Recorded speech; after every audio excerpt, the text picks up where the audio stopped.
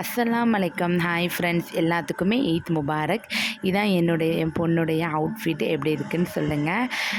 பிள்ளைய வந்து கிளப்பி விட்டுட்டு அப்படியே நானுமே கிளம்பிட்டேன். அப்பா கடையில் வாங்கின கண்ணாடி வளையல் கையில் போட்டு போகும்போதே அழகாக இருந்துச்சு. யாருக்கு தான் கண்ணாடி வளையல் நல்லா இல்லாமல் இருக்கும், எல்லாத்துக்குமே அழகாக இருக்கும்.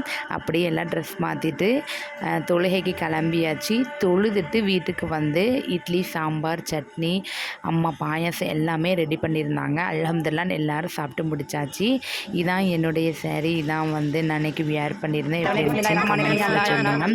அப்படியே எல்லாருமே ஃபேமிலியாக ஃபோட்டோ எடுத்துட்டு குர்பானி கொடுக்கவும் டைம் ஆகிட்டு இறைவன் பேரை சொல்லி குர்பானியும் அல்ஹம்துலில்லாஹ் கொடுத்தாச்சு. வாசலில் ஐஸ் வண்டிக்காரங்க சத்தம் கேட்டோன்னே பிள்ளைங்க எல்லாருமே மாமா பின்னாடி ஓடி போய் மாமா ஐஸ் வாங்கி தாங்க அப்படின்னு சொல்லிக்கிட்டு இருந்தாங்க. எல்லோரும் என்னென்ன ஐஸ் வாங்கினாலும் வாங்கி சாப்பிடுங்க, நான் பே பண்ணிக்கிறேன்னு தம்பி சொல்லிட்டாங்க. எல்லாருமே எங்களுக்கு பிடிச்ச ஐஸ் வாங்கி சாப்பிட்டோம். நான் வெண்ணிலா ஃப்ளேவர் வாங்கி சாப்பிட்டேன். ரொம்பவே இந்த கிளைமேட்டுக்கு வந்து ஜில்லுன்னு சாப்பிட்றதே நல்லா இருந்துச்சு. குர்பானி கொடுத்து முடித்த பிறகு குடல் வந்து அக்கா கழுவ ஸ்டார்ட் பண்ணிட்டாங்க. எப்போவுமே அக்கா வந்து குடலெல்லாம் க்ளீன் பண்ணிடுவாங்க.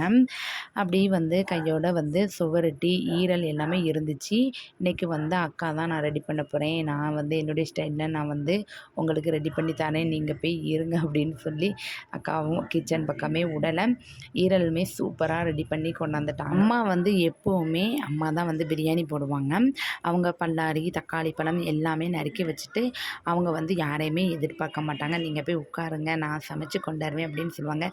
எப்படி இருந்தாலும் அம்மா தான் எப்போவுமே வந்து செஞ்சு பிள்ளைகளுக்கு கையில் கொடுத்து பிள்ளைங்களை சாப்பிட வச்சு தான் பார்ப்பாங்க.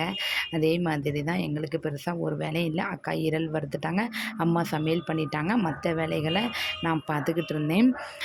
அல்ஹம்துலில்லாஹ் பிரியாணி சூப்பராக வந்துருந்துச்சு. ஈரல் வறுவலும் அக்கா சூப்பராக ரெடி பண்ணியிருந்துச்சு. தால்ச்சா, சம்பல் அதை வச்சு அல்ஹம்துலில்லாஹ் பிரேக்ஃபாஸ்ட்டை சூப்பராக முடித்தாச்சு.